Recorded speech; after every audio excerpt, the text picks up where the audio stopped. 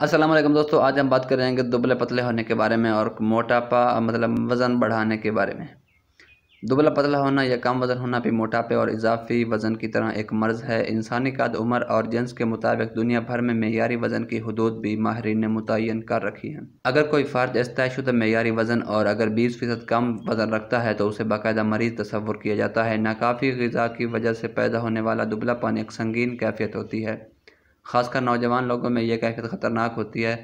वो अक्सर व बेशतर बहुत जल्द थकावट महसूस करते हैं, जिस्मानी क़ुव्वत बर्दाश्त बहुत कम होती है, इन्फेक्शन के ख़िलाफ़ जिस्म में क़ुव्वत मुदाफ़अत बहुत कमज़ोर होती है।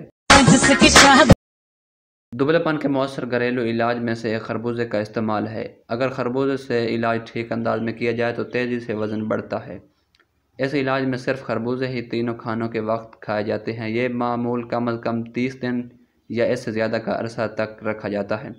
आगाज़ में 3 दिन तक रोज़ाना सिर्फ 3 किलो खरबूजे खाए जाते हैं। फिर खरबूजों की मिकदार में रोज़ाना 1 किलो का इजाफ़ा किया जाता है, यहाँ तक कि मरीज़ को भूख मिटाने के लिए काबिल मिकदार हद तक पहुँच जाए। फिर इस मिकदार को बरकरार रखा जाता है। इलाज की गर्ज से इस्तेमाल किए जाने को खरबूजे ताज़ा, मीठे और अच्छी किस्म के होने चाहिए। दुबलापन दूर करने के लिए आम पर मुश्तमिल इलाज बिलग़िज़ा बेहतरीन साबित होता है।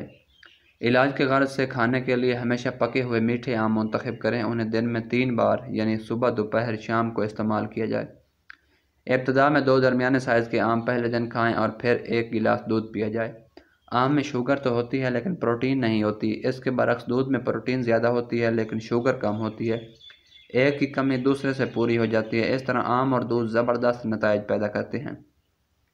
यह इलाज कम अज़ कम 1 महीने तक जारी रखा जाए, इससे सेहत बेहतर होती है, जिसमें तवानाई आती है और तेज़ी से वज़न बढ़ता है, यानी दुबलापन दूर होता है। माहिरीन का कहना है कि दुबलापन दूर करने के लिए सिर्फ दूध पर मुश्तमिल ग़िज़ा भी शानदार नताइज देती है। दूध से इलाज की इब्तिदा में मरीज़ को जूस फास्ट पर रखा जाए और 3 दिन तक नीम गर्म पानी और लीमू का जूस दिया जाए ताकि दाखिली सफाई हो जाए।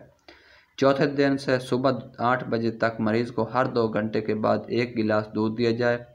अगले दिन हर 1.5 घंटे के बाद 1 गिलास दूध और इससे 1 घंटे के बाद 1 गिलास दूध पिलाया जाए। बस ऐसा इस सूरत में करें कि मरीज़ दूध आसानी से हज़म कर सके।